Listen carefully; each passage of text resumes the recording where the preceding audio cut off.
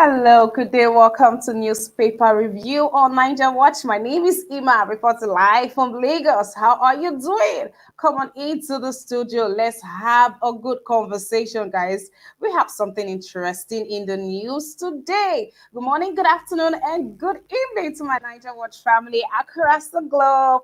Guys, how you doing? The weekend is upon us, guys. The weekend is upon us. Cheers to the weekend. We have somebody in the studio already. Mr. Kennedy, good evening to you, sir. How you doing?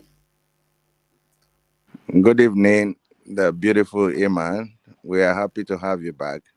Though we enjoyed Mrs. Kachi when you were not here. So both of you are amazingly beautiful. Thank you very much. Thank you very much, sir. I think we should say more thank you to Mr. Ninja. He just has a way of picking them, doesn't he? He knows. I think kudos to him. All right, Mr. Kennedy, it's good to have you here too. Thank you so very much for being here. And so also, Brother Nice, good morning to you, Brother Nice. How are you doing? Yeah, good morning to you. I'm Oh, fine, Brother and Nice, you? did I lose you? Okay, so if you're just joining in, good morning. Welcome to the broadcast again. Please do well to like this broadcast, share, invite someone onto the broadcast. And I hope you have turned on your notification bell. If you haven't, please take out time to do so right about now and subscribe to our YouTube channel. Brother Nice, beautiful morning to you. How are you today? Yeah, I'm fine, and you? Can you hear me? I am bouncing. Yes, I can hear you, Brother Nice. All right. Good morning to Mr. Kennedy. Mr. Kennedy, you overtake me this morning. You know the joke. Oh. Good morning, Mr. 115. I don't know what Eh, thank- 115 stands for. So could you That's tell us the right. meaning of 115? I know. You will ask me very soon. I know.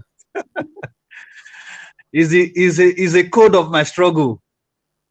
And what does that mean? Yeah, it is when I came to this country, Dublin, when I was in asylum. So that is the room they gave to me, 115. Okay, thank you. Yeah. All right, thank you for sharing that. Mr. Lego, I see you in the house. How are you doing? The doc himself. Welcome to this broadcast, sir.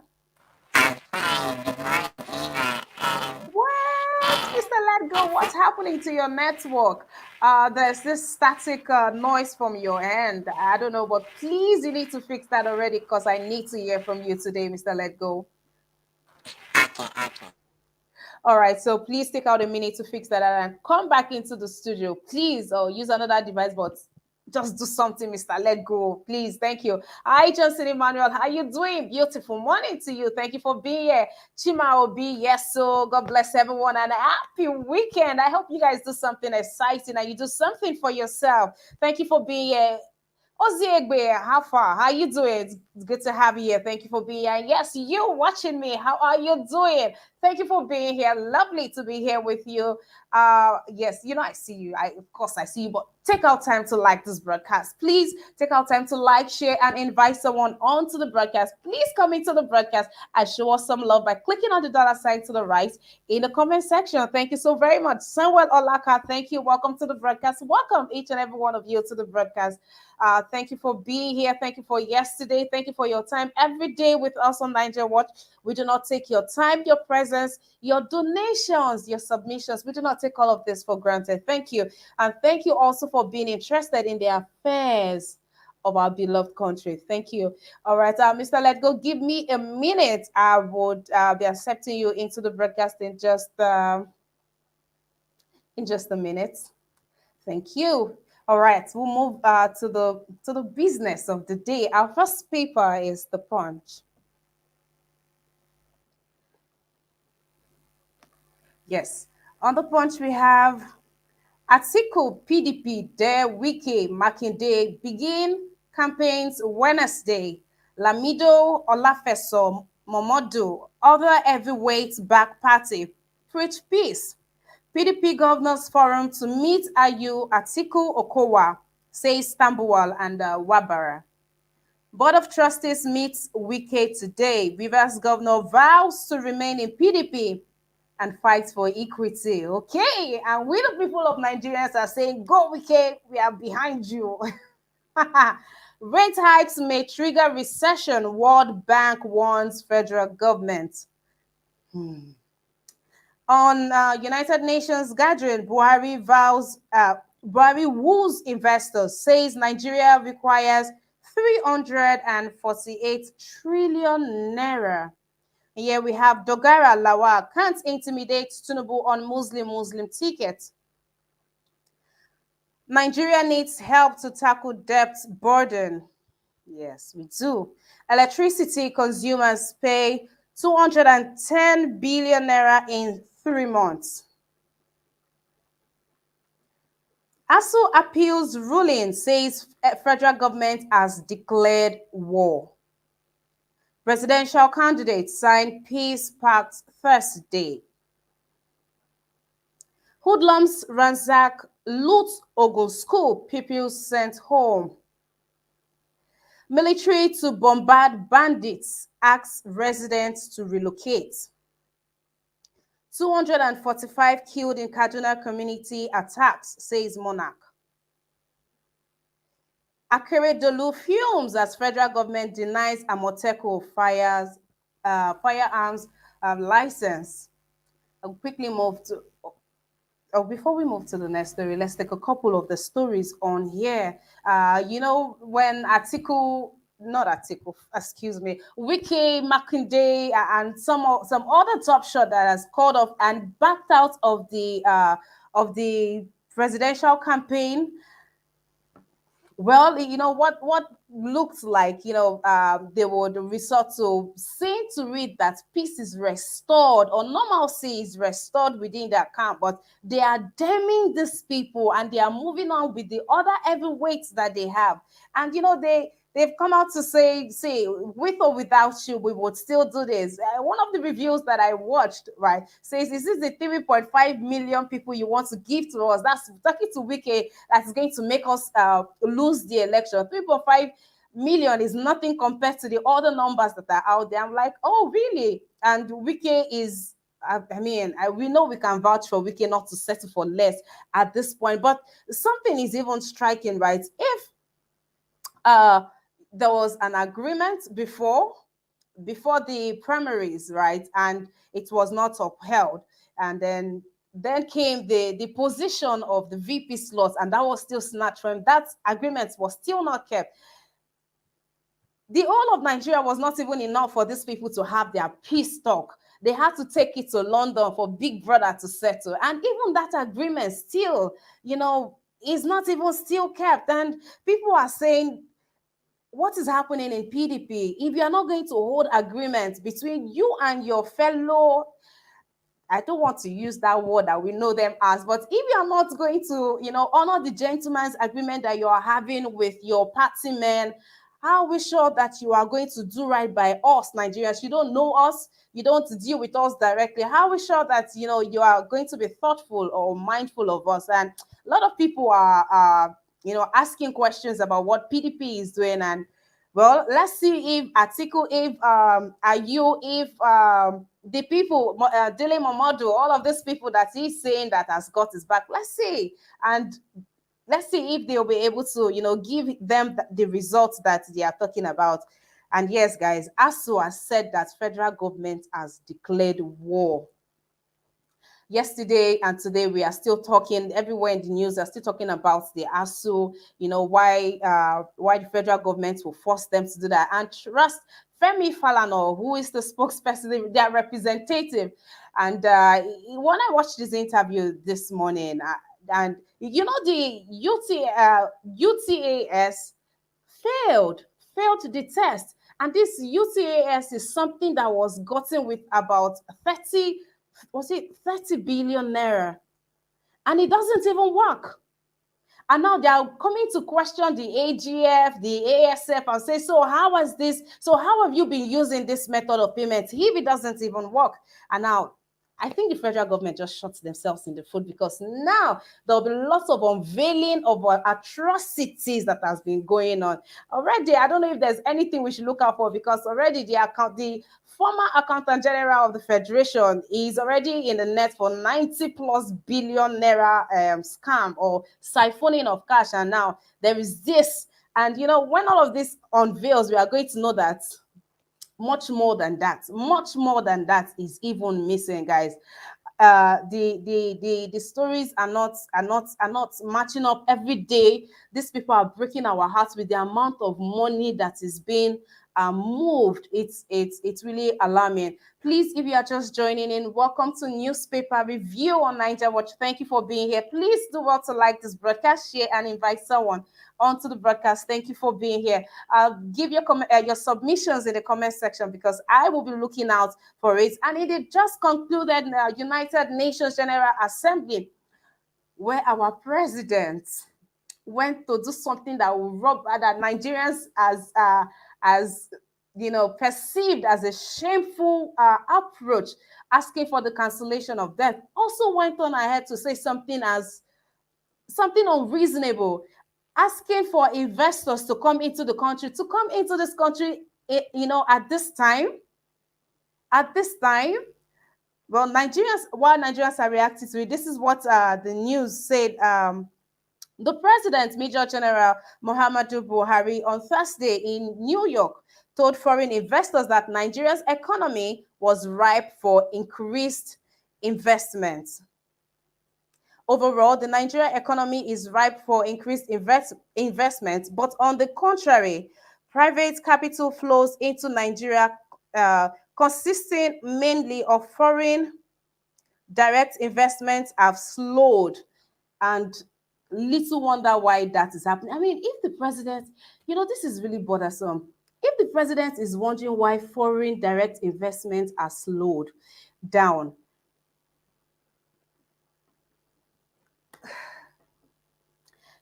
him going to United Nations General Assembly, I mean, that's where you had like all of them going to say, is it not, I don't know, is it not saying the problem? Is it possible that we are the only ones seeing the problem? Even we that is here, we are not even going to look at the school. I just read here that hoodlums attacked, robbed a school, robbed what we call here as primary school, primary secondary school, robbed and took their food. These are people that don't even have enough food, and they robbed you have bandits stealing from us, the little that we have, and you are telling foreign investors to come into the country.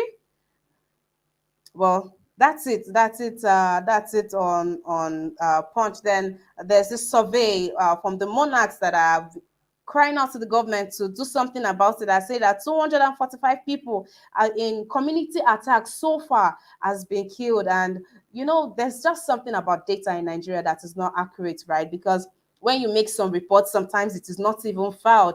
And let's not even go to the police or go to the ones that when you want to file a case, you have to go and buy paper and pen that you used to file in a case. So some of these reports, I feel that they are underreported.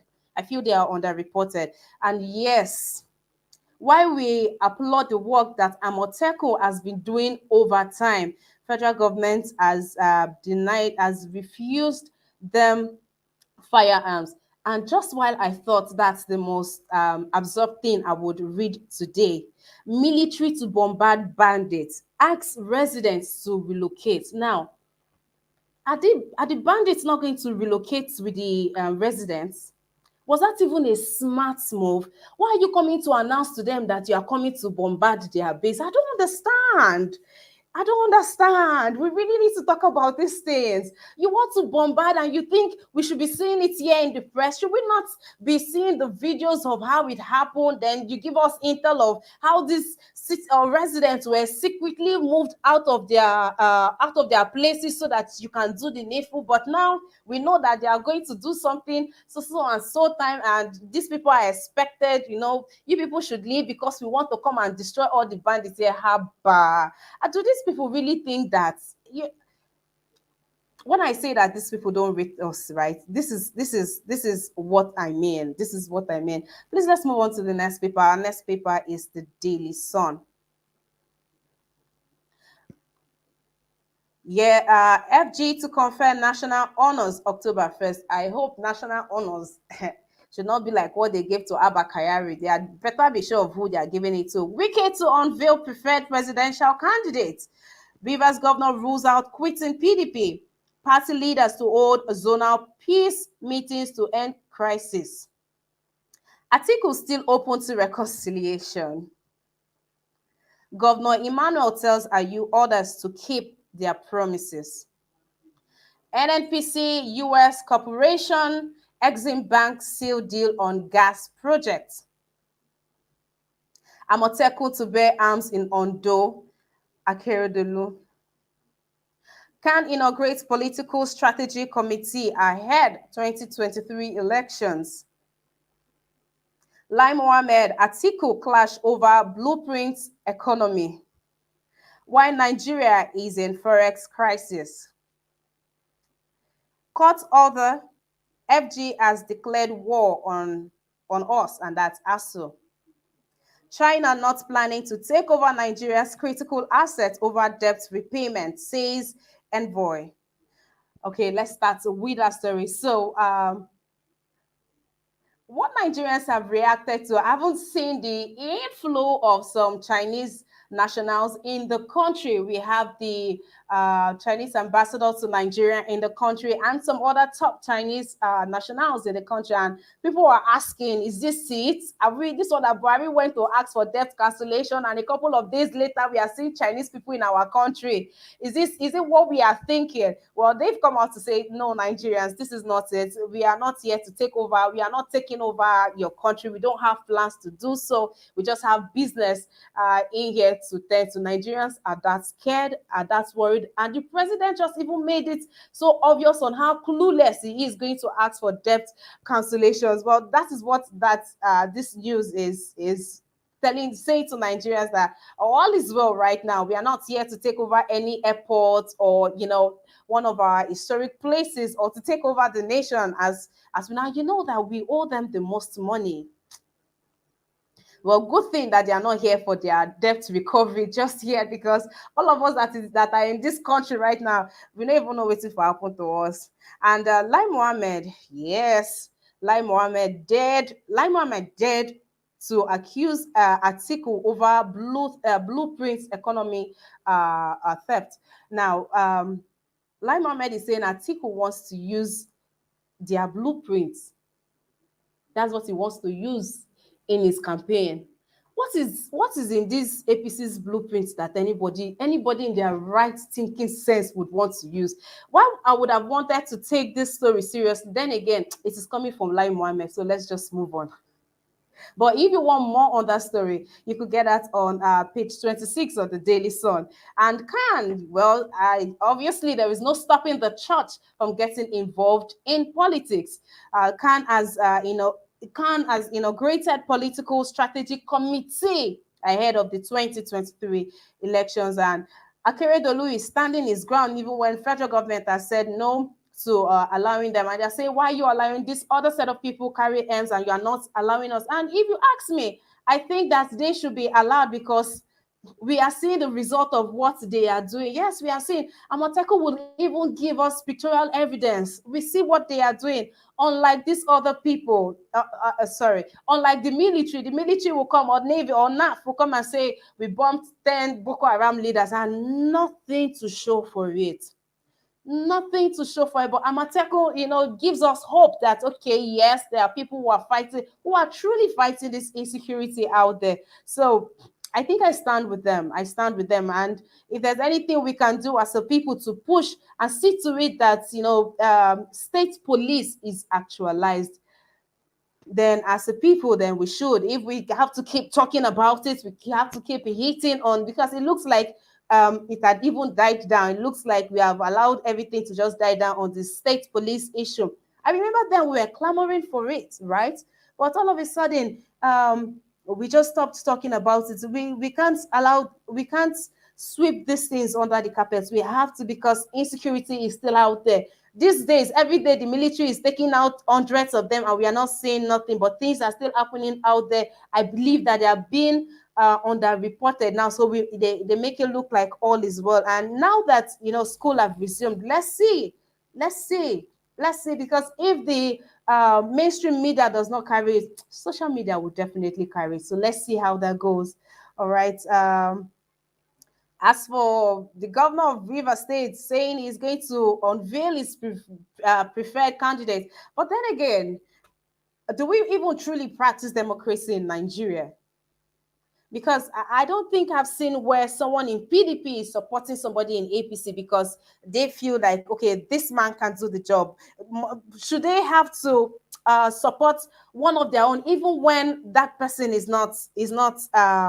when that person is not fit for the job, but because you're in the party, you just have to be, you have to support the person. Then what truly is democracy? How truly then is democracy being practiced in our country? I think we need to go over or move out from this place and go to that place where we have freedom. I might believe in this party, I might be a card carrying member of this party, but if my party cannot produce the right man for the job, and there is some other person out there, why not? But why doesn't it happen amongst our politicians? Do I have to defect? I have to go to APC because I believe in your. And this is just my thought. So when you give your submissions, we could always go back to touch this. I just feel that yes, I believe in APC. They are whatever it is they stand for. I want to be here. I believe I have a chance to grow. But whoever is representing us right now, the flag bearer,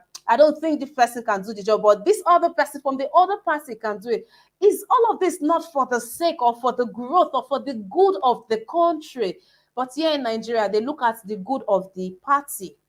And by party, we mean the top shot of the people before I think looking out for the good of the country is like the very last thing they do. That is, if at all they even do that. Please, we'll move on to the last paper, and that is Daily Trust.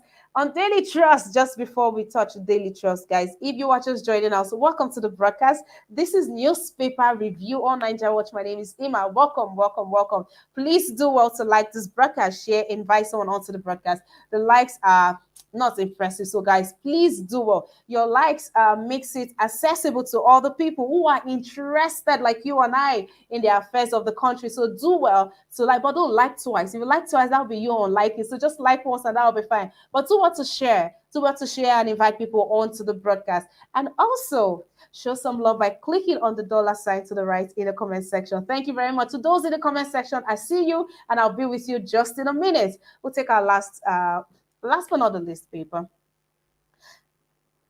and that's Daily Trust. All right.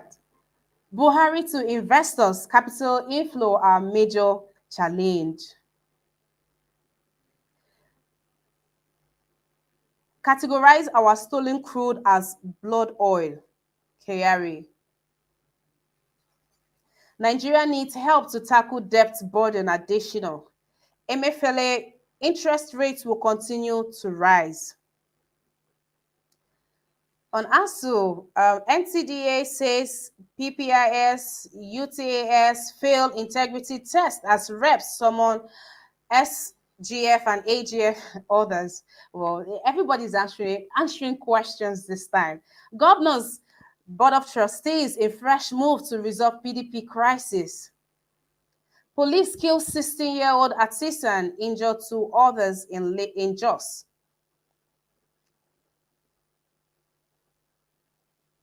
IGP puts police commanders on alert, bans Amoteco, ESN, others from election campaigns.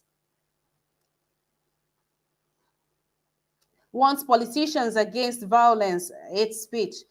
Abdul Salami invites Tinubu, Atiku, Obi, others for peace accord. So what this means, right, will be on the election day, we should expect that state police or these other people who have shown that they are interested in the affairs of their country, like Amoteco, they are there to protect their land and secure the land, right? And this, I don't know, I even feel, I feel like they are most reliable than even the NPF, the Nigerian Police Force. So on that day, we would not have these ones that the people trust. Rather, you have the police and the military out on those. Mr. Kennedy. Yes, ma'am. Now, if you look at what we do with the arrangements that the security outfits are putting in place, we will not have places, or we will not have, or people will not have opportunity to fight for their votes. Now, the state police, the community security that have been protecting people all along. And I'm sure on that day, all of this is for 2023. All of this, these people do not, I'm sure they do not intend for all of this to go on. But, everybody is hopeful that the next election holds a lot, determines if Nigeria would make it or if Nigeria will be mad. And I think that is the truth in this matter. So people are holding on until the next election. And now this security outfit are here to let us know that come that election day, all of these people are not expected to participate in any security jobs. Only the police and the military that are allowed. And we already know that this police and security, how much of trust should we have, or do the people of Nigeria have in the police and the military? The fact, I think, let me say good evening to co-panelists and viewers all over the world. I think that has been their initial plan, but we will let them know that that initial plan will fade away. The initial plan will not work. They want to ostracize the Amotekuns or the private securities or local securities or the indigenous security in all the states, so that they have a leeway to do whatever, to commit whatever atrocities they have intended to commit. But that will not work. We have just started. Let's wait for some time and see what is going to happen. Even the Amotekuns or Eboboagu or whatever, or the securities or indigenous securities in every state, these people they will participate in the voting processes too. So if you come to Edo State, we have the vigilantes all over. I don't think anybody will come out to tell them not to protect the citizens or the votes. So their initial plan, these people, they are still wallowing in the past. The past is, when they just remove all these securities from the street and they do whatever they feel they can do. But it's not going to work this time. Let's keep our fingers crossed. We have just on the 28th, I think 3 days from 5 days from now, the election campaign will start. Will be in top gear, and we'll go give unto them woto. So let's wait and see what's going to happen. Thank you. All right, Mr. Kennedy, thank you for your submission. Yes, brother, nice. Have you seen the way these people are just going to push us in a box? And if you're familiar with the way that this security operates, is manhandle people. What's going to be the hope of Nigerians, knowing that their friendly neighborhood watch will not be there to protect them, or even they themselves might just be needing protection, as they will not be allowed to have any form of. We have pictures of the military seizing one of their most potent weapon, which is their jazz. So if they are not going to be allowed to be in their attire, in their regale, what's going to be the fate of the people? Yeah, good morning. Thank you, Miss. Yeah, thank you, Miss Ima. Are you hearing me? Yes, sir. Okay. Yeah, it's just like what Mr. Kennedy have already said. We should not bother ourselves about this Buhari and his elites. We should not worry about these people, because in the next 5 months, Buhari is already out of that place. You understand? So when Buhari is out of there, these people will be powerless. You understand? So the power they have now is because Buhari is still there. You understand? Is the chief of the army staff, with the chief of the army staff, and he is the chief of the armed force. So that is why these people are still active. But if Buhari is there in the next 5 months, those people, they will be powerless. So they don't have power to restrain anybody anymore. So when the next president comes, he will put things in place, So all those Fulani and all of them will be powerless. You will see many of those people will not even be talking about them anymore. They will be nowhere to be found when Buhari is gone. I tell you, all this insecurity we are talking about every day is this administration that orchestrate them to distort the country, to destroy Nigeria. So when they leave, this insecurity will live with them. Just watch. You understand? So I don't know if you want me to touch on this Chinese people issue. But just before you move to that, brother Nice, now this is a picture in my head, right? From yesterday's news review, the president said at the United Nations that he is going to leave a legacy of free and fair election. Now, this is somebody that is election. I remember the one that Jonathan won him over. It was a terrifying election. People were scared. A lot of things happened. There was someone here on the comment section that even gave a recount of how some men invaded their school. A lady here gave yesterday. Some men invaded their school, and she said shots what a friend of, I think if they even killed a friend or the friend was shot, if she survived the gunshot.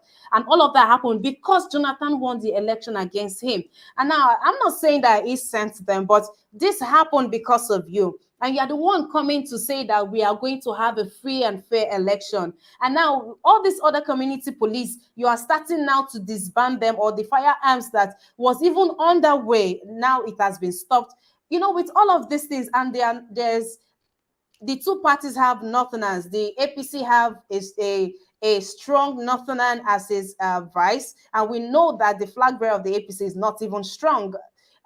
Is not, yes, he's in even age is against him. He doesn't have the advantage of age and of health too. So we are looking at, okay, the VP is there, and the PDP presidential candidate is also a northerner. And we know the bias if we are not going to be mixing words here with these people, because make it make sense how the chair is a northerner and the deputy chair is still another northerner. And we know how these people have kept themselves in strategic positions in the country. So when we say that, you know, there's nothing to be worried about, or when they leave, all of these things will leave, it's going to be a continuation, or you do not think so?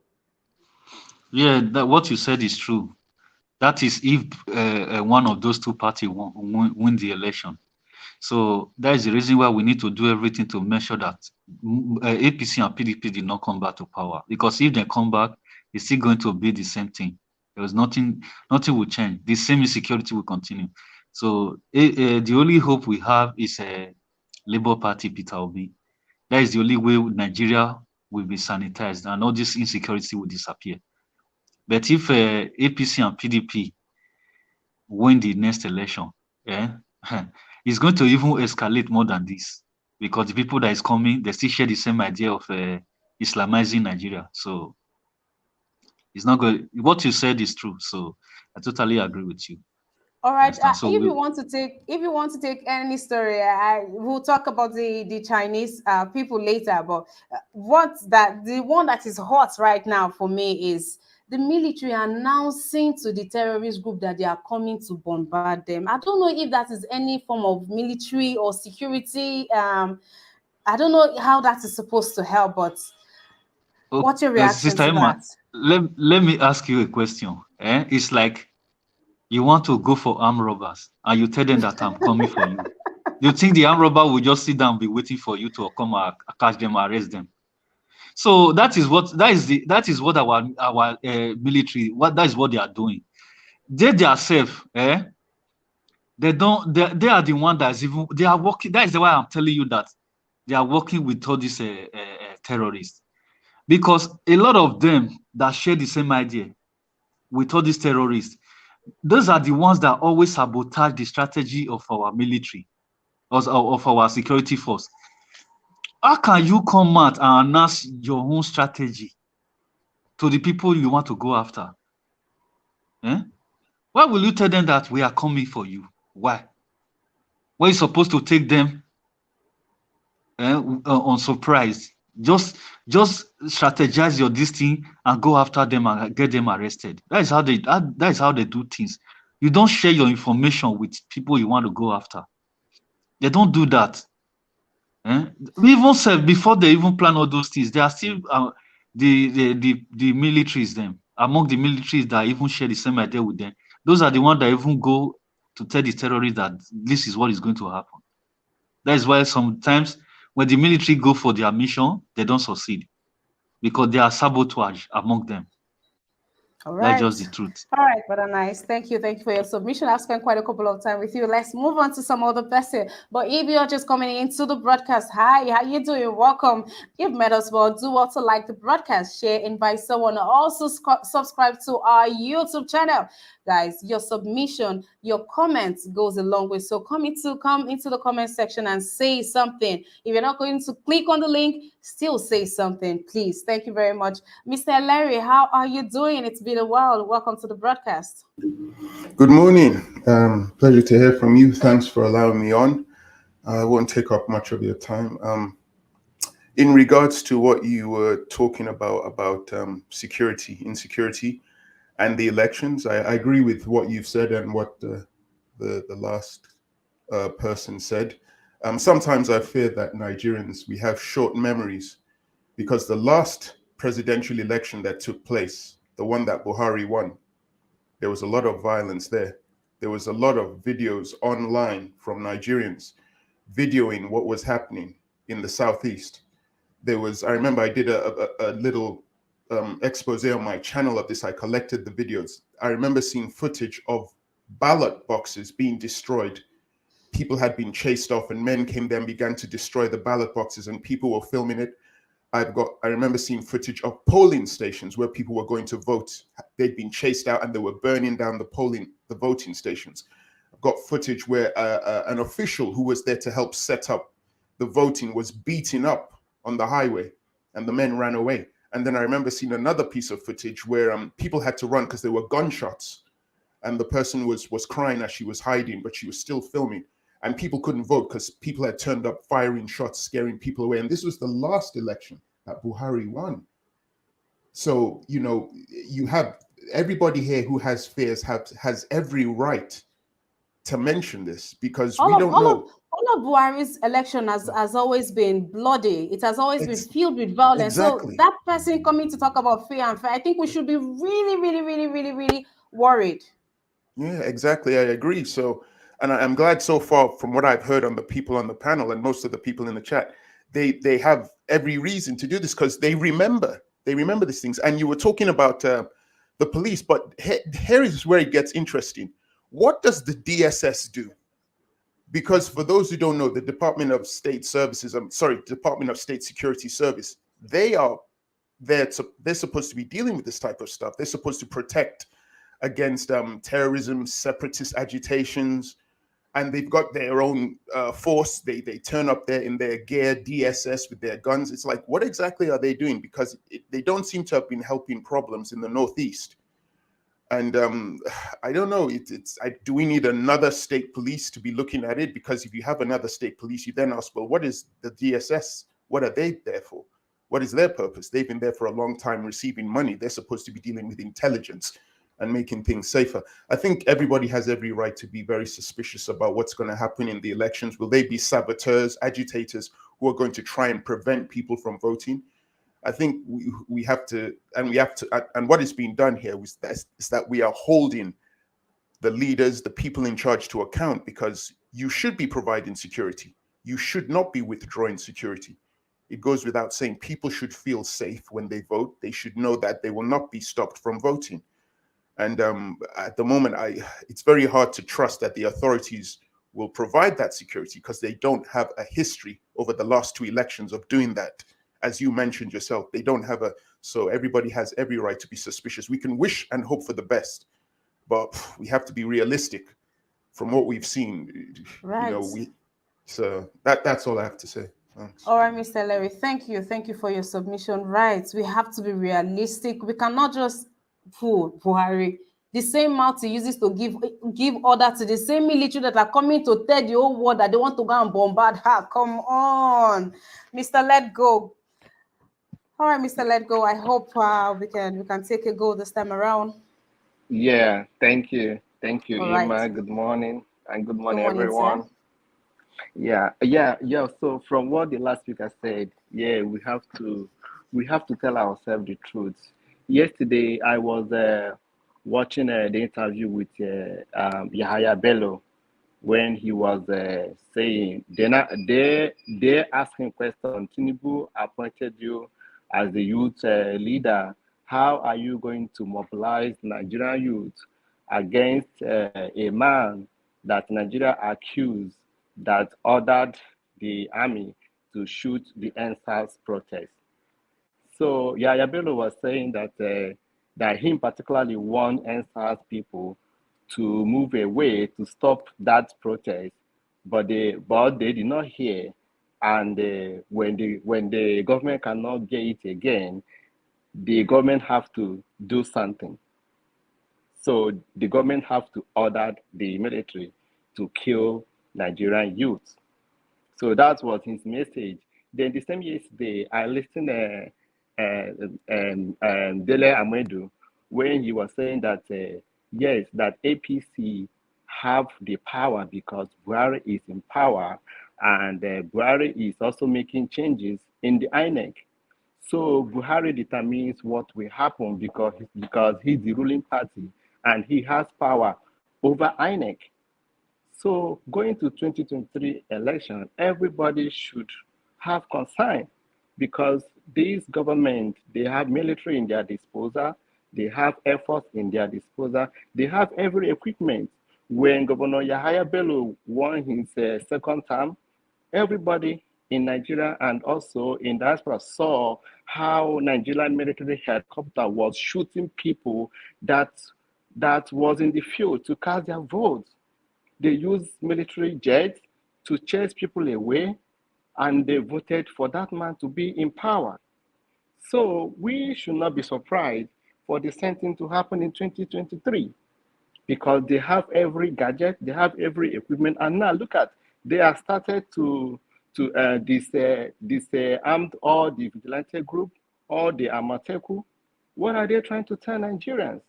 Because they will use the same police, they will use the same military to chase the civilians away from the polling booth. And when they threaten them, everybody has to run for their life, and they will do what they want. So this is their strategy today.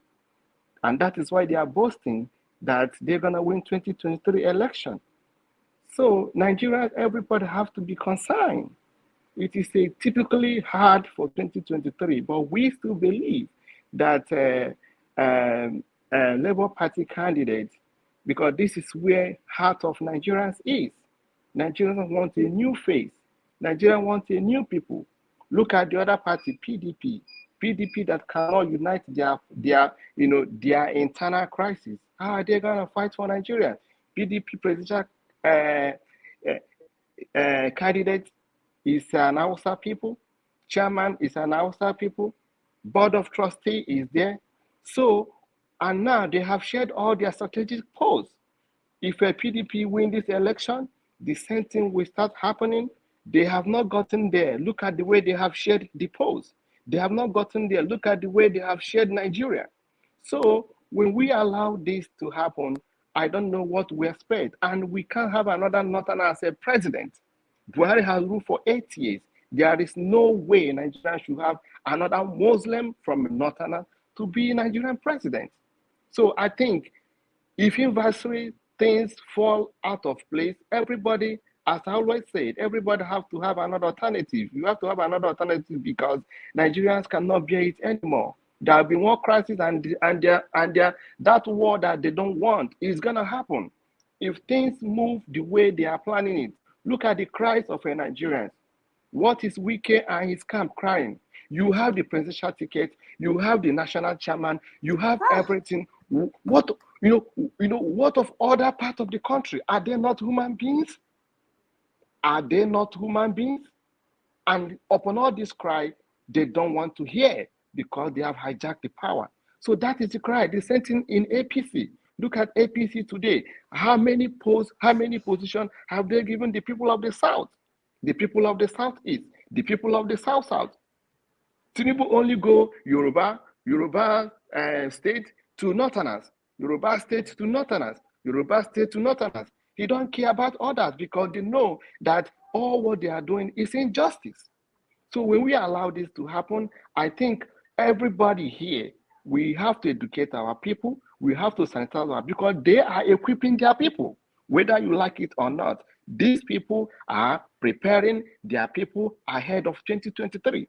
So we have to prepare our people wherever you can. You have to do it because Nigeria is not Nigeria. We know Nigeria is not Nigeria. Me and you know since 2015, Buhari went into power and disbanded everybody and put crisis in Nigeria, make Nigeria ungovernable for us to live. All And right. this is the result. All right, Mr. Anything that Lego. happened today, that is what we are seeing. Thank you. All right, Mr. Lego, thank you. Good to have you on the broadcast. Thank you. I'll take this comment from Vine Maxwell. Mr. Maxwell, how you doing? Good to have you here. Thank you for being here. He says, Nigeria Watch, how can your platform reach out to some of our brothers and sisters in the northern Nigeria, at least to come in here to help spread the golden narratives? Now, this is a very good question. Mr. Van Maxwell. Thank you. Guys, that's why we always say you should like and share the broadcast. This is not about growth, visibility, or no, all of those are secondary, right? Primarily, because this broadcast needs to go out. People need to learn. I for one, wasn't very, very, very conversant with the happenings of my country until I met Mr. Niger.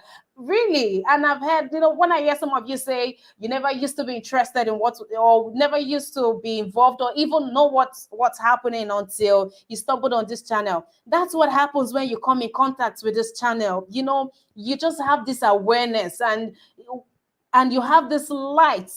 You have this light. You are no more in darkness, and you just crave for a better Nigeria. And if I crave, you crave, all of us crave, they have no choice than to give us what we demand for. So it is very important that you like, you share, and you turn on your notification. It's very important that you like the broadcast. It's very, very important, in Northern, and this broadcast is not tribalistic.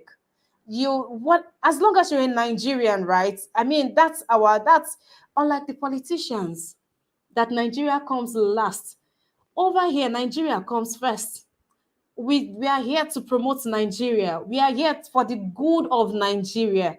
So please do well to share, do well to like the broadcast. You have a Northern, get them on the I for one, I am one person who will send out data. I say, click on this channel, watch, join the evening broadcast. It's more vast. You get to know what's happening. People need to know. So please, however way you can do this, I just said I buy data for people. I share links. However way that you can contribute. You're not helping Mr. Niger. No, you are not. You're not going somebody's business. No, you're doing it for your country. If this is the quota that you can do, then do, because people need to know what is happening out there. Thank you for this question again, Mr. Van Maxwell. Thank you. And welcome each and every one of you to the broadcast. Welcome. Thank you. Please also do what to support us by clicking on the $ to the right in the comment section. Thank you so very much. Mr. Machiavelli, I cannot wait for you to just take it away already. Thank you very much. Good morning, good afternoon, good evening to all of you. Mrs. Ima, how are you doing? I'm looking at your bright smile. It reminds me of how better days of Nigeria will be if we all come together like this. Cheers to that. And thank you for that Thank you. submission you gave. You see, let me just quickly touch on that. I saw Mr. Vine Maswell. Thank you so much for our lovely brother from Ghana. And when he's saying, let me speak the Twi language to you. We Nigerians, we also speak Twi. And to God be the glory, you guys are also our neighbors, and we also respect your view. But you see, Nigerians everywhere around the globe, they are looking at Nigeria, especially the West African sub-region. So we as Nigerians, I'm very happy. If you look at everybody that are here now, we are of different cultural background, representing Nigeria as a goal. And we are gearing towards a better change. So how is that so much united? That is why these leaders are afraid of you. I keep telling you here. How did I stumble on Nigeria Watch?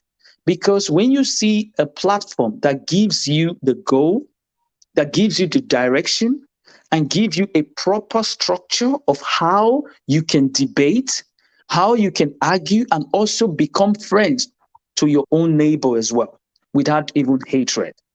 That is what this platform has given Nigerians. And this is the reason when I say share, when they say share, you share, because your sharing will also make the next person see you. They are not an us here. Mr. Haruna Goro was also here. He's a Northerner. He has his platform. But the first time he came here, he told you that because of the dynamics of this platform, that is why he came and he wants to know what is happening here. And the wonderful panelists who has been giving their own opinion to Nigerians and educating Nigerians, that was what attracted him down here. So I must congratulate everyone. Thank you so much. And to our great father, our brother, Mr. Kennedy Igareva, from all the way from Japan. That's 1,000 miles away from us all. So we must appreciate him. Even me, coming all the way from Pluto to talk to you on Earth. Thank you. I also thank my brothers and sisters who are also joining me from there. So one thing I have to tell you, Nigerians, I listen to your submission. I also must greet my brother, Mr. Tu Nigeria. Even yesterday, you saw what happened, but today we are still here. I love him, and I'll continue to love him as a brother and work together as a Nigerian. You know one thing, we Nigerians, we must always listen to our leaders when they talk. Look at their body language and look to yourself. Buhari went to the United Nations talking, but most Nigerians don't understand what he's saying. He said he's going to give free and fair election. What is he telling Nigeria? So are you telling us that when you came in, there was a foul play? Now you want to give what Nigerians actually need? Is that what you're telling us? That's a question mark. Now, every time he comes, there's always violence. I understand what Mr. Larry said, which is correct. Now, I'm very sure that Mr. Larry, from the way he sounds, he's from the United States. He asks you the single word. What is the meaning of the DSS? What are their functions? I have always come here to ask every Nigerian. We say areas of specialization. What is your job as a police officer, as a military, as a Navy, as Air Force? Anything you are as a security guard, you must have a function.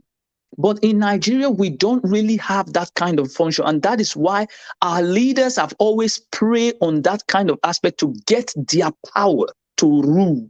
Because when you are disconnected, they can always pass through the back to get what they want. But when you are connected, they will find it difficult. And this is where we are going to repair ourselves.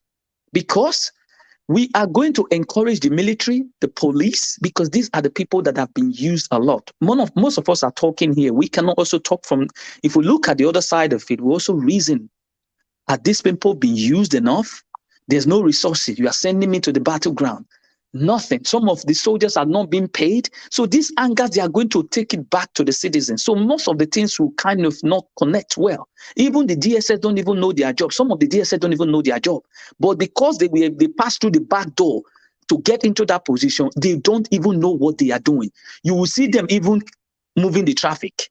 This is a DS. This is somebody that's supposed to be a Department of State Security, who are to think and look into the internal affair and the external affair of what comes into the country, what is infiltrating. Let us tell us all.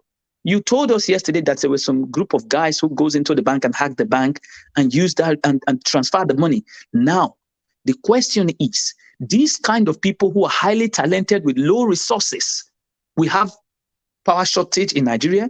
The internet is not as fast as what we have here, but they were able to do that kind of job. Why can't we just bring these people with their talents and assemble them and train them and put them in the Department of State Security and say, let us check who is stealing our money, how these people are infiltrating us, why is the military doing this, how do we make this one? We don't want to think about that. And that is why I always encourage all Nigerians, let us not fight ourselves. Let us come together, assemble this talent and help our military. We can also help them because it's not only the government, we as citizens, we also have that resource. We also have that talent to help these people. Let us build a Nigeria that will work for us. Encourage Mr. them. Machiavelli, let me just chip right in. So you are saying that the military does not have the intelligence to know that they are not supposed to announce that they intend to bombard a particular region. Are you going to blame them? And the question is, are you going to blame them? I want to give you a clear indication now. If you go to somewhere like in Kenya, right? The militaries in Kenya, when they went to Mozambique to defend the Mozambique against the Islamic, there were proper instruction given to the military. I felt sad when I saw that the Kenyans are now the people defending. This was the job of Nigerians at that time. Now that we have gone into a proper technology state now, Nigeria should be more advanced. The reason is, didn't you hear that the two house, they had 42 intelligence reports and they couldn't do anything on it because they don't know what they are doing. This is just the problem. We have a proper a foundation that is rotting. Nobody wants to build it. They are just letting it rotting like that. 42 intelligence was submitted on that. Then that intelligence, what did you do with it? How were you able to go ahead? How did you talk to the military leaders? You say they don't know what they are doing, but when they had an intelligence on where Michael Igboho was, they knew what to do. When they had an intelligence on where Nnamdi Kanu was, they knew what to do. But on this one, they don't know what to do. That is the fair play you are going to understand. Listen, there are people who are there is for their own selfish interest. Because these people is angry with their injustice, they go after you. Mr. Because by the time they don't go after you, you are going to make sure that you expose them. Why are they now, these bandits now, are they more bad? Are they more dangerous than Igboho and Nnamdi Kanu? No. But Nnamdi Kanu and Igboho is a threat to them because they don't want them to carry out their daily job. I was going to ask you something, but one of the panelists has a question for you. So please, let's take that one instead so we can move on. Mr. Kennedy, please. Thank you very much. Mr. Machiavelli, I think everybody will feel the same way. I think you are not getting it right today. When I was writing when I was asking for a request, I think the moderator was always asking you the same question. You see, these are our military people, DSS, whatever. They went to trainings, very rigorous trainings abroad.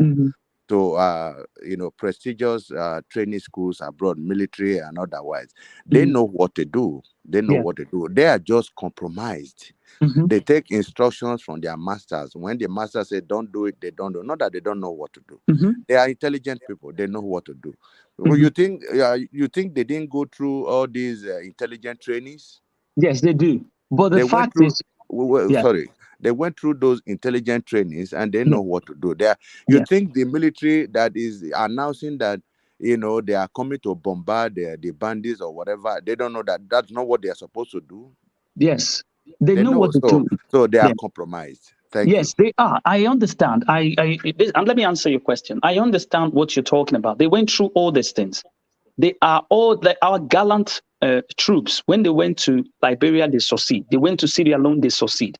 The question is, when you have military, top military leaders who has a syndrome of it is my own and always my own, I'm not going to allow this thing to work like this. If you look at the way the system is now, it is kind of divided, where the North see the South as people who are going to infiltrate them. Are you understanding me? So you have top militaries that are always there from this region. So these things, whenever they get reports like that, it's not going to work. Even if the Southern person is now the second command, and I will say, we've seen this credible information or this intelligence, this is what we see. It's not somebody maybe from the North who does not like that idea, will not carry it forward. For example, that is a compromise. When the president said, wait a minute, sorry. When the president said he sent the transmission to Benue State, he didn't know that the man did not go. He did not fire him, and there was nothing after that. So that is compromise. So I think you should understand what is going on. I get. That is what I'm saying. That we are going to. There are some who are there. They do. There are some who are there. The top people. All right. The top people there are the one controlling the affairs. Please round off your submission side. Move on. Yes. So the top people who are there, who are commanding it, who are from Namidi Rona, Ogago Sidande, you go Sidande. That is why our country will not move forward until we remove them and bring out those people who actually knows what they're doing. That is when we cannot work well. All right. Yes. All Thank right, you. thank you, Mr. Machiavelli, and thank you for being on this broadcast. Thank you. Just for you, how are you doing? Just for you. But before you unmute your mic, let me give a special shout out to Rose, to Mommy Diaspora, to Johnson Emmanuel. Thank you for being here. Welcome to the broadcast. Yes, you guys asking how I am. I am fine. I am gallant, and I am bouncing. Osaze Omorodio, how are you doing? Good to have you on the broadcast. Yes, just for you. Thank you for being here. Now, I don't know if you've been following, but let me just read this out to you. Military to bombard bandits, asks residents to relocate. And now Nigerians are asking, if these are the ones that are supposed to safeguard our lives, are we not in trouble? Okay, good evening once again. I thank every members of this platform that have been contributing for quite a while now. I have not been here, but I'm back again. Glory be to God. Good morning, everybody. Good morning, and viewers. My name is Emmanuel. Actually, let me start with that. You see, it's all a strategy, you know.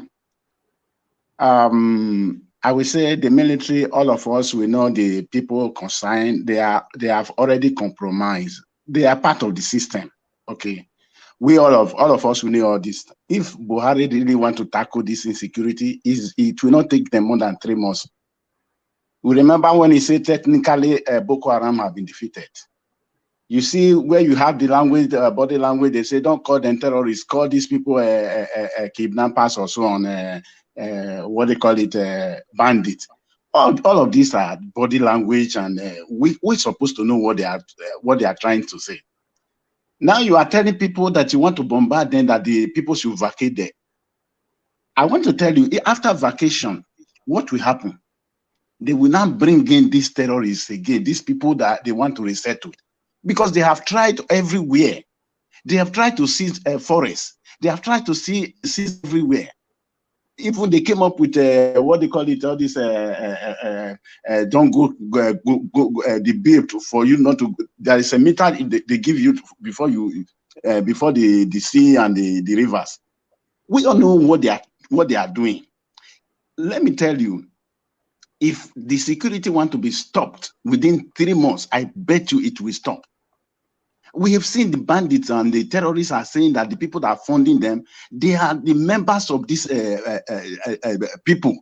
And 2019, I remember, Buhari announced that they know the people that are funding these terrorists, and they know the people that are behind, that they are going to publish them. You know, I was in Nigeria at that time, and they said they are going to publish them, either 2019 or 2020. Is it only published we need? But up to date, we will not see the publication. What is it telling you? They know what they are doing, the strategy. These people, they say they should vacate these people. Have you ever heard that one anywhere in the world? They are trying to relocate some people. That is my belief. It's not that they cannot do it. That's for the ordinary angle, Mr. Emmanuel. That is another angle. Yeah. Because so you are moving them from where to where. Who are the people that are being moved? How sure are we? Honestly, we can't trust our security outfits. So that is what they are doing. Let me tell you, for the military, then you can't blame the lower ones. I must tell you, the people.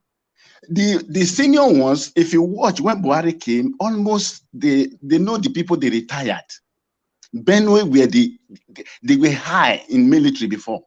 You talk of so many other tribes, but when Buhari came, he retired most of these people. Why? He promoted the people he want to work with to actualize their dream.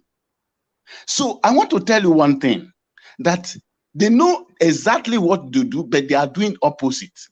The military, if you go against the senior people, the command of the senior ones, you will go in for it. We saw how I don't know what had happened to that young guy that revealed most of the things they were doing there. I'm forgetting his name now. I don't know what happened to him. So the junior ones, you can't say they will not carry out. They say obey the last order. If we are to hold the ransom, we have to hold the people in question. The commander-in-chief of armed forces, the Buhari himself is the number one. Then we talk of the is bleeding. You still remember that word? Nigeria is bleeding. For a senior minister of defense to say Nigeria is bleeding, I tell you, they know what they are doing. We have Tucano Jet. What is happening to Tucano Jet? We have somebody make a recommendation that there is a way they can fish out these people, you know, with equipment, modern days equipment. There's a way they can locate them and fish. Do they buy that equipment? No, they didn't buy it. If you want to fish them out, you fish them out. These people, they are just only playing with Nigerians, and Nigerians are falling for it. They have an agenda, and this agenda, let me tell you, this agenda is still going on. Let me tell you, immediately, APC chairman, the APC flag bearer, went to Buhari to make meeting with Buhari in Daura with his running mate. Buhari came and say, I'm sure that they are going to win. And Buhari has never supported Tinubu, both body language and verbal language. He said some people will stay in Lagos and they think that they can just get presidents on a platter of gold. He mentioned that one. He said that one at one time. But how come? You remember when the Tinubu say Emiloko, something like that everybody are saying today. Why? Because he saw that Buhari was not supporting him. But how come then immediately they make meeting and you now came up to say they will win? And you are very 100% that they will win. They have an agenda. Okay, for the vice president to say, I am going to be in charge of security, and this is a man under your nose. Boko Haram came up and they are flourishing and they are kicking people out of the places there, and people terrorists are residing there, and you are saying that Nigeria will be like Borno. Is Borno a paradise in Nigeria? That's the question we ask ourselves. Then when these people are saying something, we Nigerians, we don't pay attention to what they are saying. Body language or verbal language, we're supposed to analyze these things. These are ways that the Western worlds are doing something.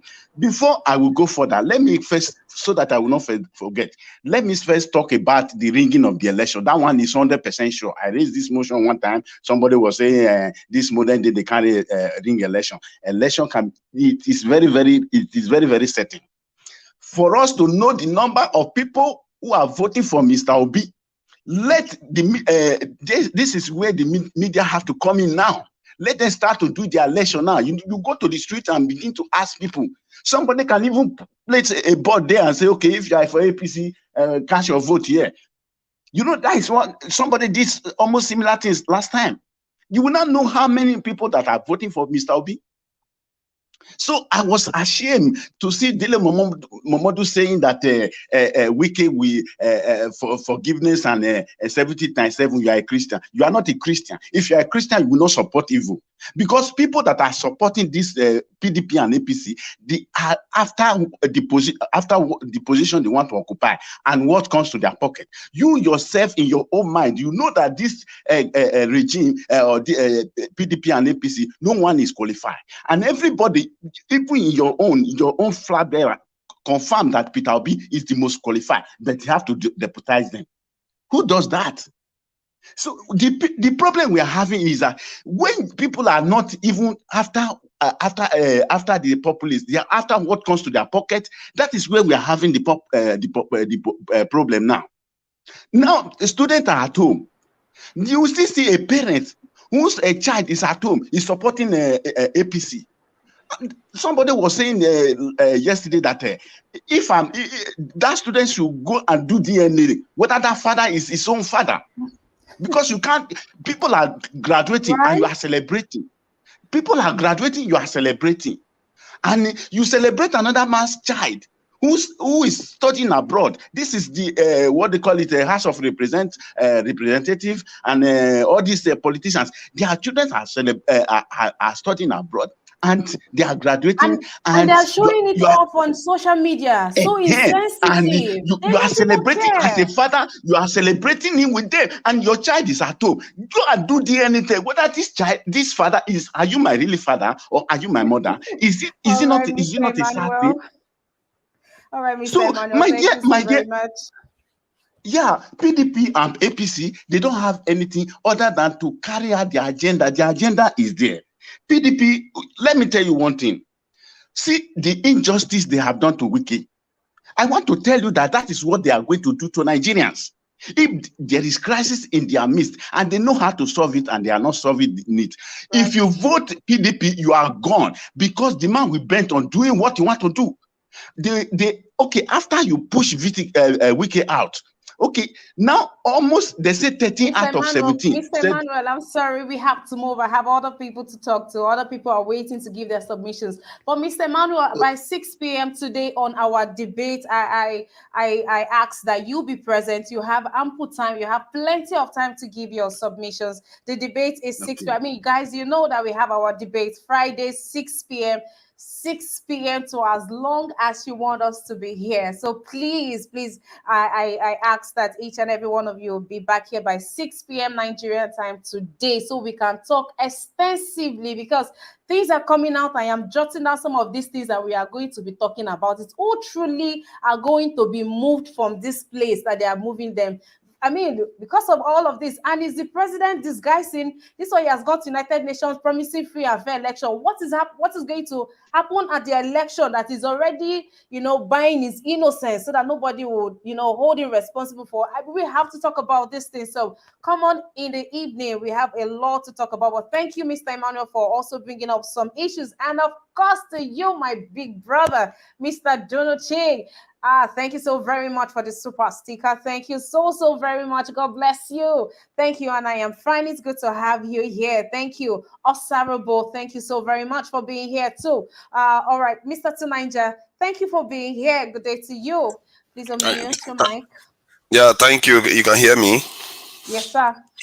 Yeah, thank you for having me, and greetings to everyone on the yeah, from everything I've heard, I think that like in the case of the military, when they are asking people to move, from what Mustafa said, Mustafa, the former chief security officer of Abacha, he did say that most of the fight in the north is because of the natural resources that are there, and that they have what this material they call rhodium, whereby, and he used an example whereby they will cause problem here, they move the villagers and they start stealing the resources from them, which is the same tactic they use in Congo too. And so when they ask people to move, you never know what could be happening. They might be moving those people so that the foreigners can come in and steal the resources and basically take our wealth away again in collaboration with our own fellow Nigerians. That could be it. Or it might just be that they are using a kind of psyop where they will ask people to move, and the militants will want to move too, but maybe they already have a filter somewhere to pick them up or run them or whatever they want to do. Because sometimes when military acts, it's not always as obvious as what they are saying. They are not stupid, like someone once said. They are not stupid people. They are highly educated people too. And when they do something, they have reasons why they are doing it. The war is not only about what you just hear; it's about deceit, conning, and all kinds of things that goes into it. You have to be, because the enemies of Nigeria, they are not resting. I can tell you that right now.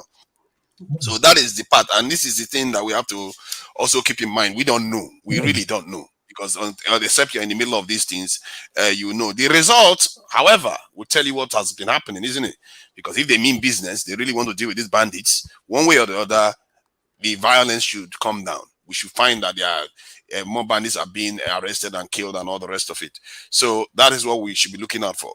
And secondly, no matter how much intelligence you have, good luck with having intelligence. Is intelligence going to go and arrest the bandit? Or this intelligence is just information on paper. You need people to action those intelligence, and Nigeria doesn't have them. That is where our critical problem is, because you can have the great of having the most intelligent brain when you cannot make it manifest in the real world. To make it manifest, you need people, you need things to be done on the ground, and this is the problem we have in the country. No matter what we do, we can't run away from the fact that one soldier has to defend 2,000 people.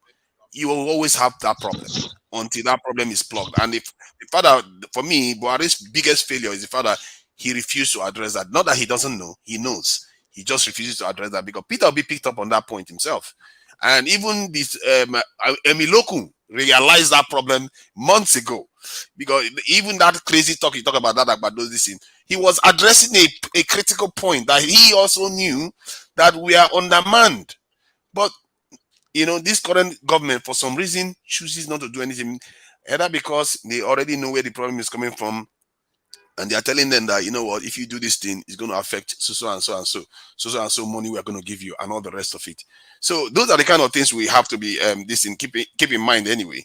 About the Chinese, what I fear is going I'm on not here. ready to go. I'm not ready. That'll be our last submission. Although time is running against us, but everybody will come back to that. Please. Just one more person. Hi, Mr. Robinson Osage. How you doing? Good to have you on the broadcast. Hello, good morning. Yes, sir. Can you hear me? Loud and clear, sir. Okay. Good morning, everybody. And good morning, presenter. Please, I just came newly to the team. Please, I don't know the discussion, the topic on board. I don't know if you Okay, can. I would require that you be more audible so we don't strain to hear you, sir. And we are talking about military to bombard bandits. And now they've asked residents to relocate. So the entire world knows of their operation to bombard terrorists. That's it. What's your reaction to that? Okay, thank you very much, my sister. Thank you very much. For me.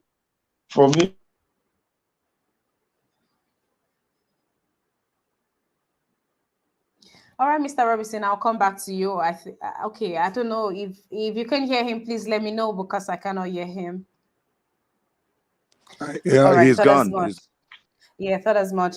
All right, I've given a shout out to you, Mr. Junoche. Again, guys, please do well to support us by clicking on the dollar sign to the right. I've had only one support today. Abba, what have I done? What am I not doing right? Guys, please do well to support us by clicking on the dollar sign to the right in the comment section. Thank you so very much. So I'm wondering who Babe Rodriguez is. I mean, you come all the way into my broadcast and you're only going to say good morning to Tunanja. Tunanja, you better not respond to the greeting or ha. Babe Rodriguez, thank you for being here and welcome to the broadcast. Mr. Vine Maxwell, thank you for being on this broadcast. Thank you.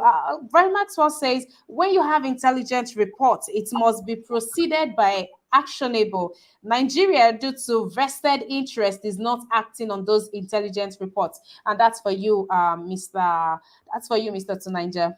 You said you talked about it just being paperwork. Osarable Mike, thank you for being on this Paperwork is not broadcast. going to arrest anybody. Let's face it. All right, honorable panelists, please mute your mic. Thank you. All right. Thank you also to Mommy Diaspora. Dearest Mama, thank you for always being here. Thank you so very much. Osagbovo, thank you for being here. I truly do appreciate you. Thank you also. Naomi Bella, where are you? I miss you. How are you doing, sis? Joy, how are you people? Silvanos, and thank you for being here. Thank you, Michael Okere. Thank you to the other Michael for being here. Johnson Emmanuel, many thanks to you. Samuel Olaka, thank you for being here. Israela Semota, thank you for being here. Where are you? Favor Faith, I see you too, beautiful woman. Thank you for being here. Thank you, Chidi Domike. Hi, thank you for being here. Thank you, James Morgan. Thank you to each and every one of you. All right, Mr. Robinson.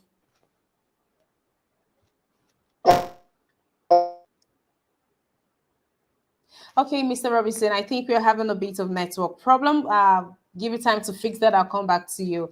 Mr. Kennedy, if you would want to say something about how Nigerians reacted or, with the Chinese nationals in the country, now be a good time, sir.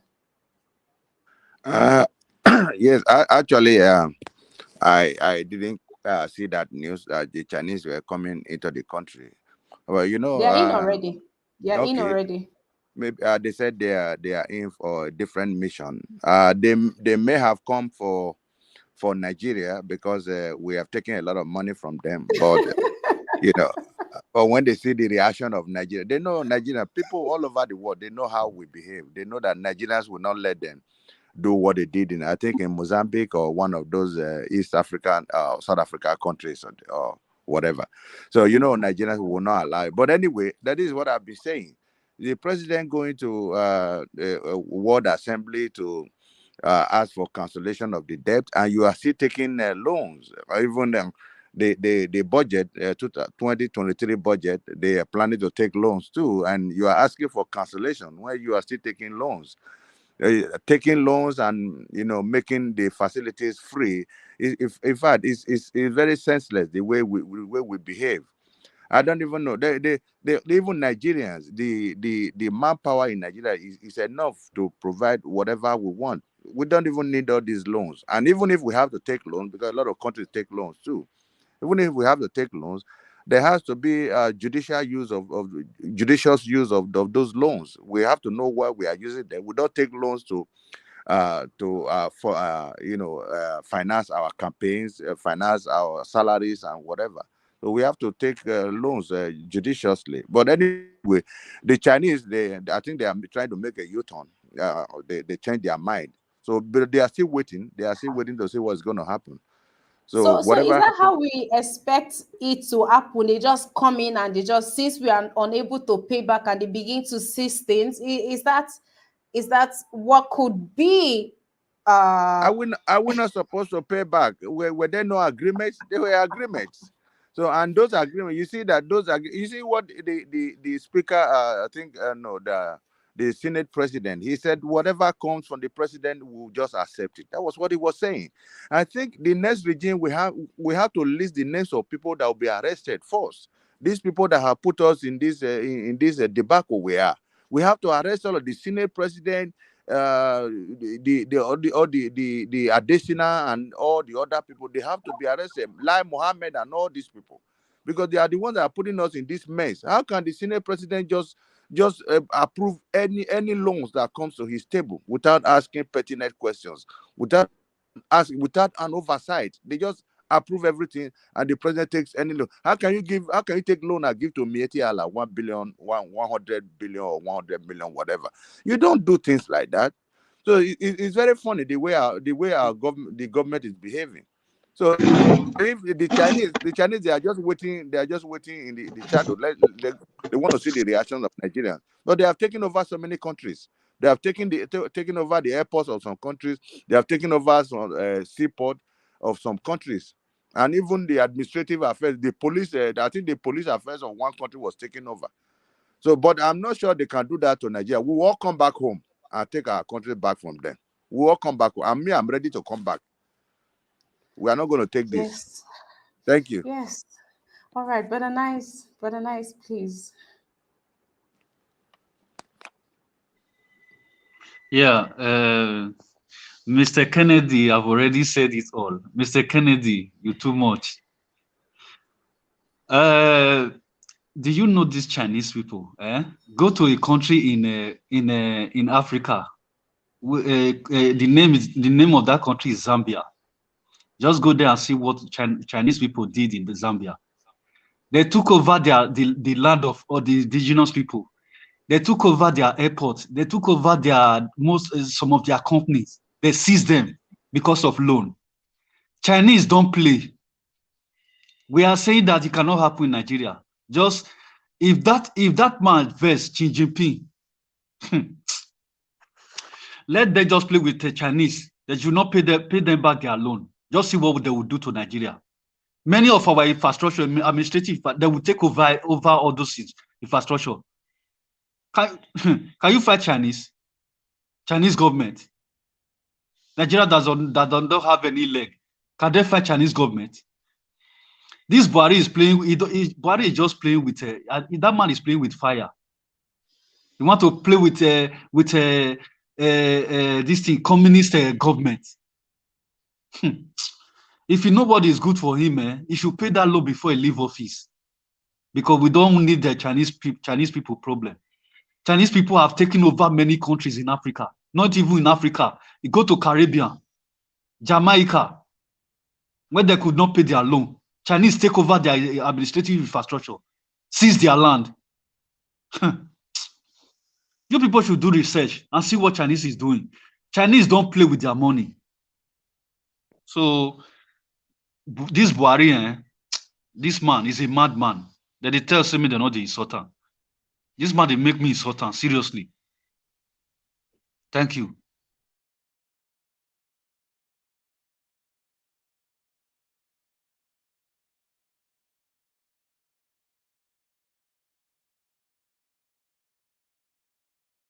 You are muted. Missy man, you are muted. All right, thank you, finalists. Mr. Jonathan, I was saying thank you to you for your show of love again, and I was also bragging that I am very sure that you're not the only one that loves me. So, guys, please do well to support us by clicking on the $ to the right. It costs a lot to run this broadcast, so please, guys, do well to also support us on our every broadcast. Please, thank you very much. Quickly move on to Mr. Eleri. Yes, Mr. Eleri, you have an opinion on this night. Now is a good time for you to add. Thank you very much. I was just going to say in regards to this debt thing, I don't know, 2021, I think it was about 37 billion that Nigeria was owing. It's increasing. The bilateral loans, we're talking about China. The interesting thing is Nigeria has taken loans from at least about 5 countries: China, France, Japan, India, Germany. I think back in the day, the amount, maybe a couple of years ago, the amount that we owed China was like 3.95 billion.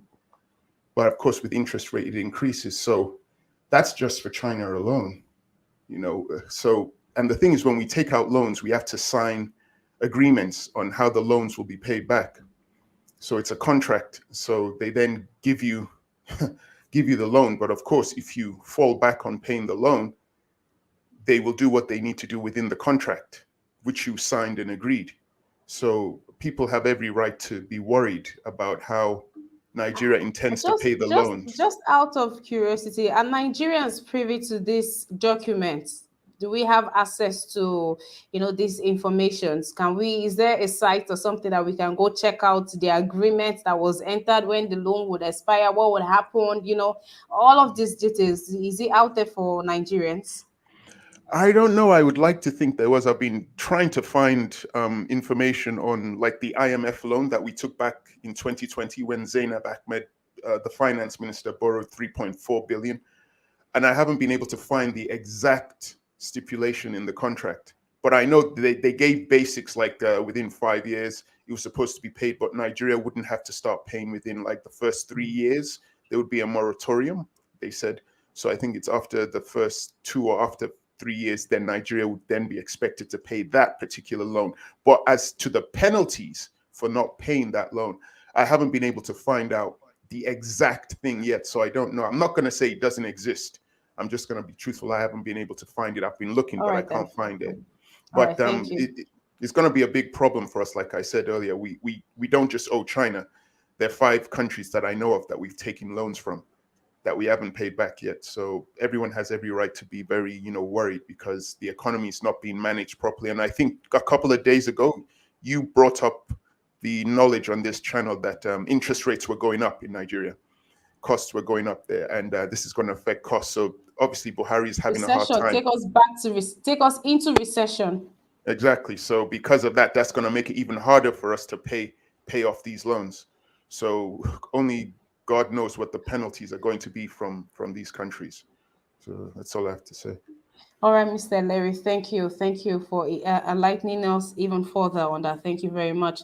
Mr. Emmanuel, yes, Mr. Emmanuel. Now let's talk about the China loan. Okay. Good morning, everyone. Hello. Can you hear me? All right, sir. Yes, please go ahead. Okay. For China loan, it is certain we can't pay that loan. So all what we have to do is to prepare for the worst.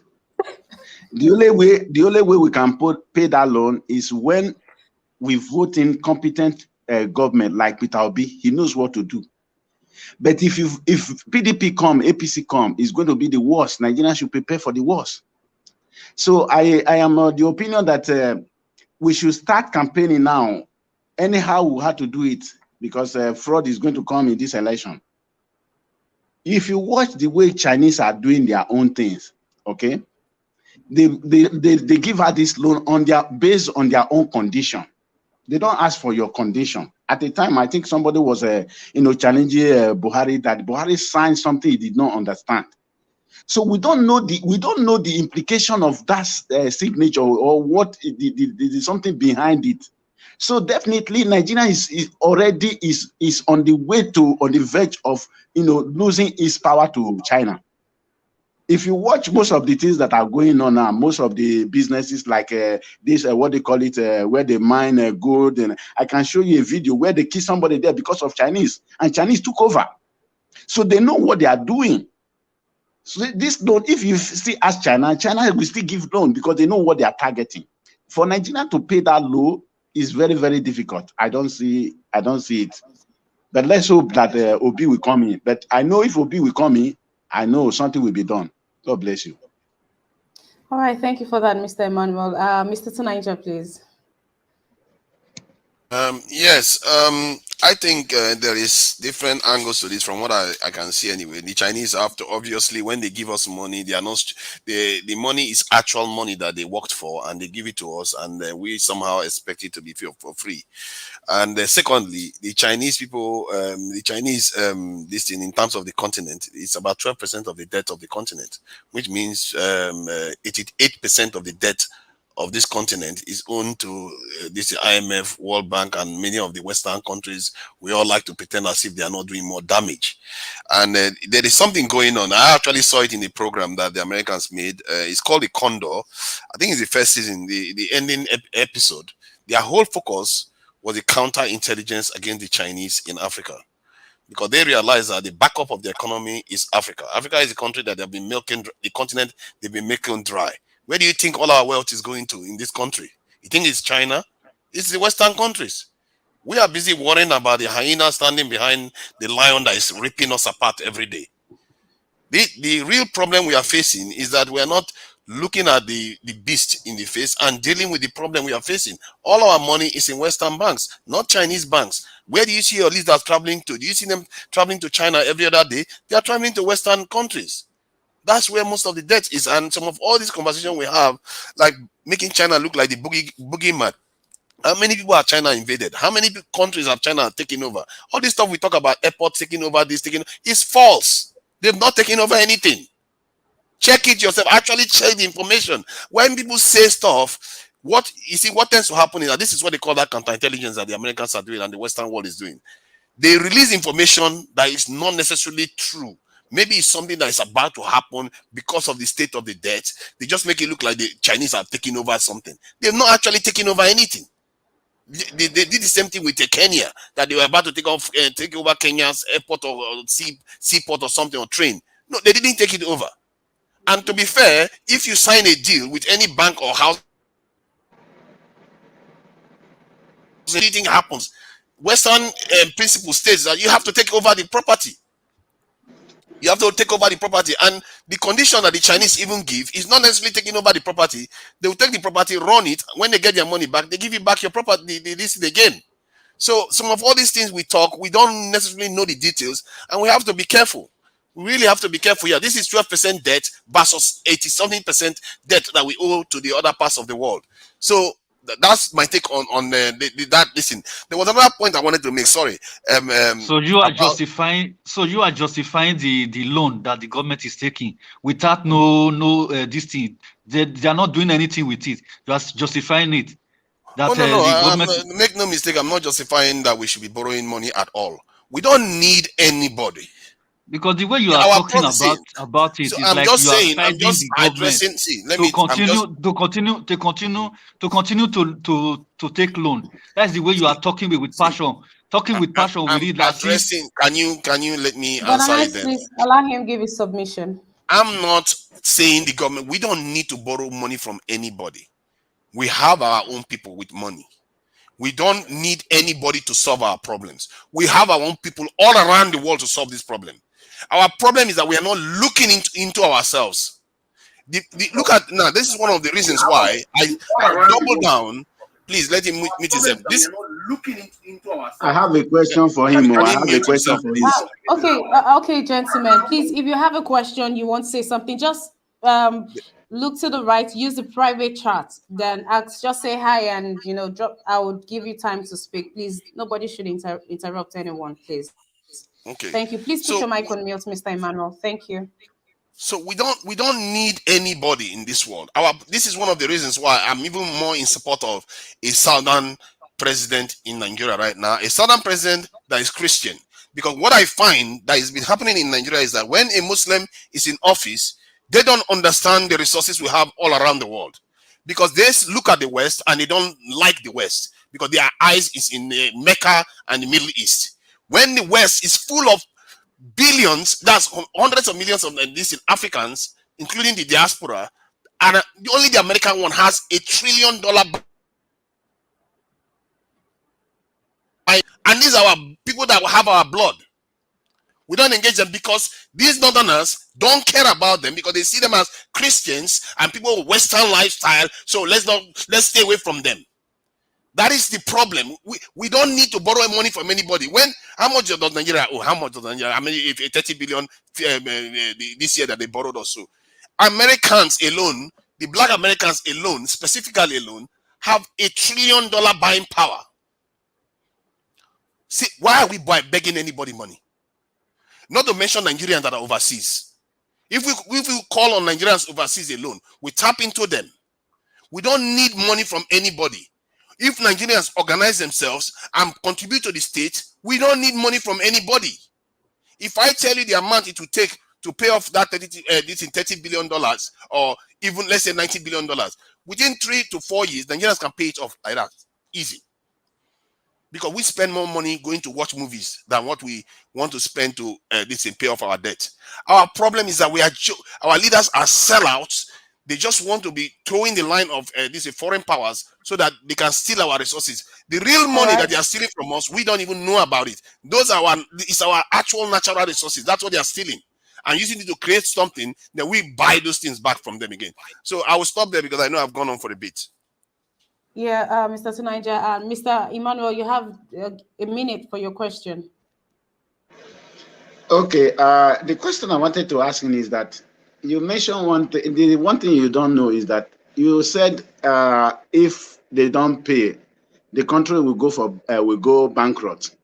So maybe let's say for example Chinese will take over. If they take over, do you think they can hand over? I say we hand over easily. They will take over. So you look at some places where they are now building their warship around the whole world. They want to be world power. You think it's easy for them just to hand over to you, say, okay, we have taken our money? Well, they are working for profit. When would they hand over? Is it actually when they recover their money or they still want more? Depends on the condition. If they get their money back, if the condition says that when they get their money back, they hand over, they will hand over. If the condition says that they will hold it for maybe 100 years or 50 years, that's what they are going to do. That's why you sign. That's why you don't sign this. I said we don't even need anybody.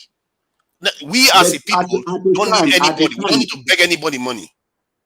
At the time Buhari signed something, I remember they accused him that he should have got somebody who speaks Chinese before he signed that something. Nobody knows what he has signed. He doesn't speak Chinese, and they do their own based on their terms and their language, not with your own terms. That is one thing you should remember. No, but for the contract, there will be sites that will be translated in English, especially if they are dealing with someone that is not Chinese.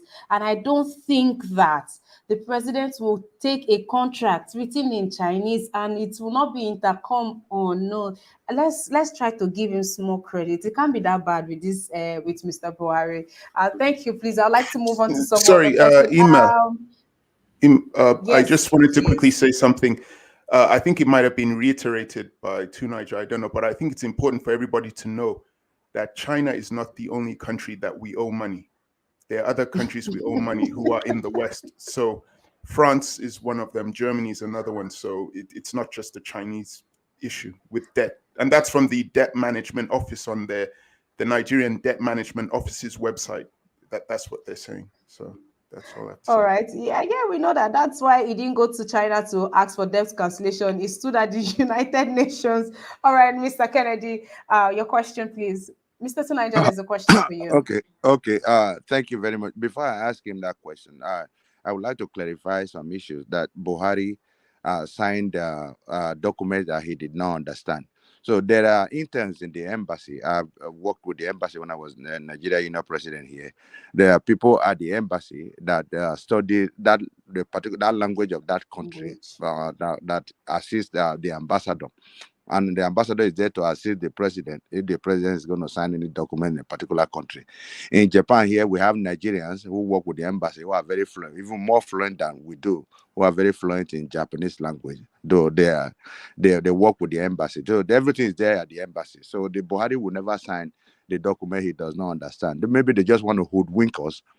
For us not to blame Buhari that he didn't know what he did. Yeah, he knows what he was doing. But anyway, that aside, to Nigeria, I just went to Google and found out that in November 28, 2001, the Chinese took over Entebbe Airport, Uganda Entebbe International Airport. And the president of Uganda, Museveni, has to send a powerful delegation back to China to renegotiate the deal.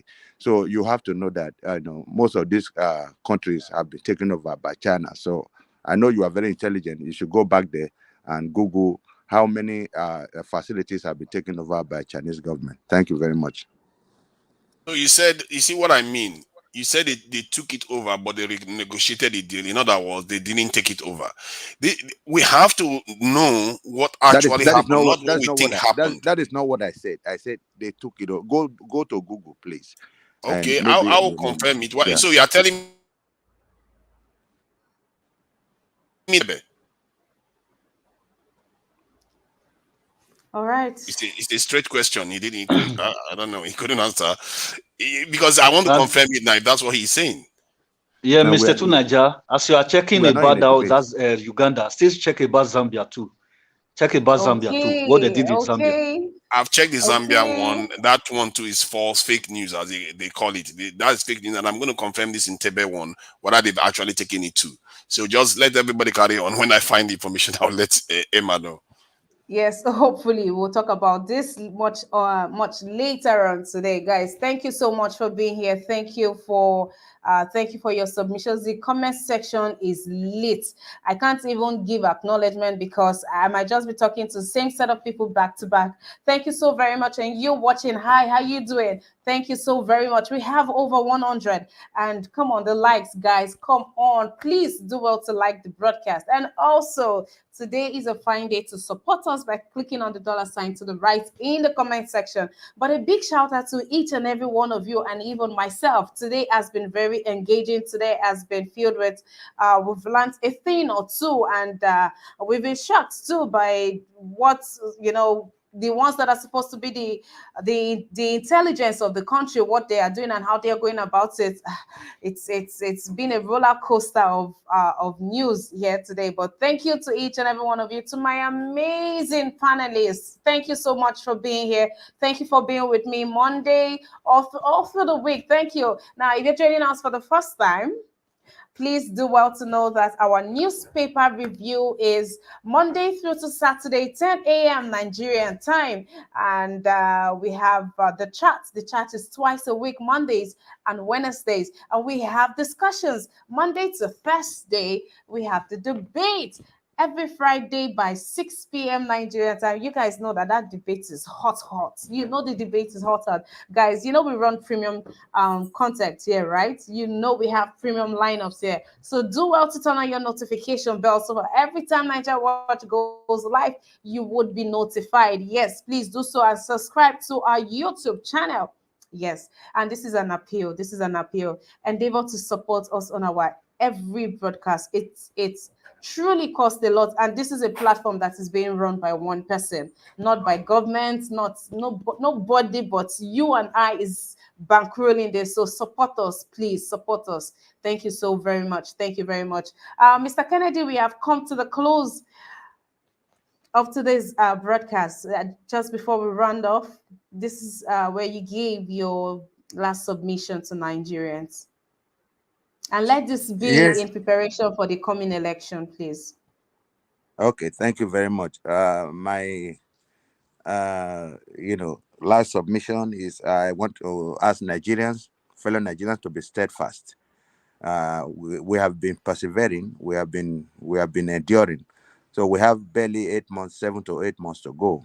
So let us prepare our minds towards the next general election, February, March, so that we garner support from all our patriotic family members and fellow citizens in order to kick out these people that have put us in abject poverty and penury.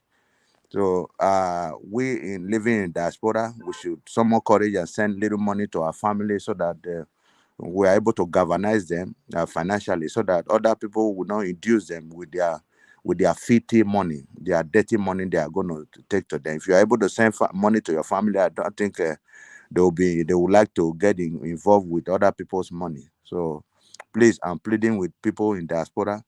Let us help our families back home and make sure we sensitize them till the day of the election.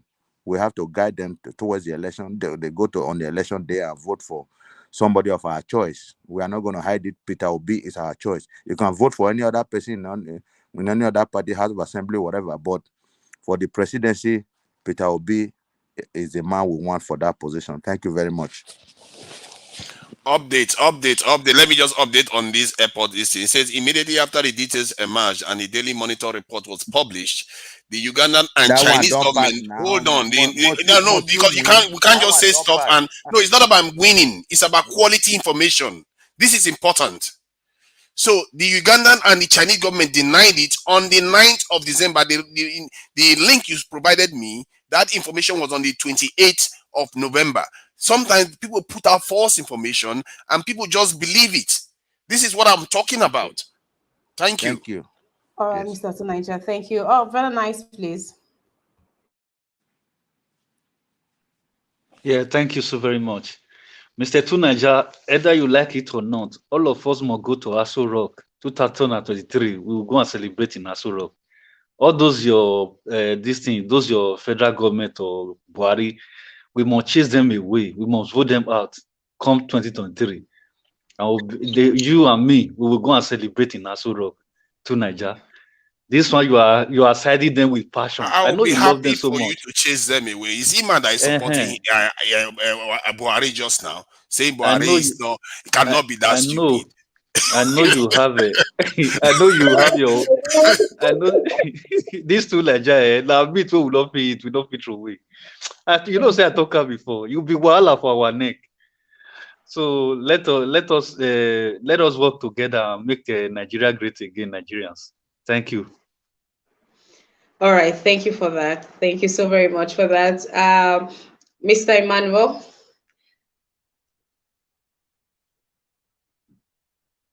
Okay, I'm sorry, I'm lost a bit there. I was only hearing to Niger making some comments about celebrating, so I'm lost there.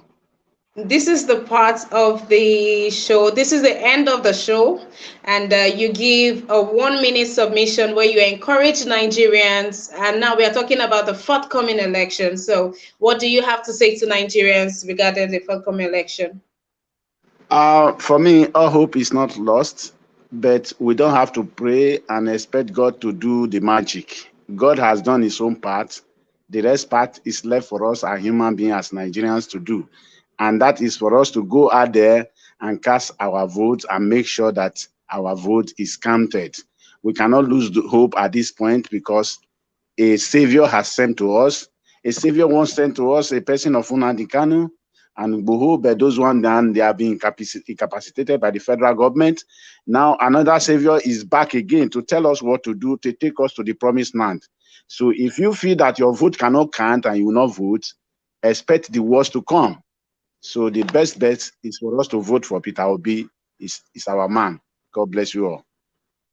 Amen. Thank you so very much for that, Mr. Emmanuel. Thank you. And thank you for being on this broadcast. Please do well to subscribe to our YouTube channel and always be here with us. Turn on your notification bell so you get notified every time we go live. It will be good to have you here from time to time. Thank you for being here.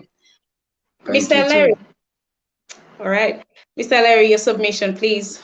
And please let Thank it be in reference to the forthcoming election, please. Or let it be separate to the forthcoming election. Did you No, say? let it be in reference. Let it be in reference to the. Okay, reference. All right.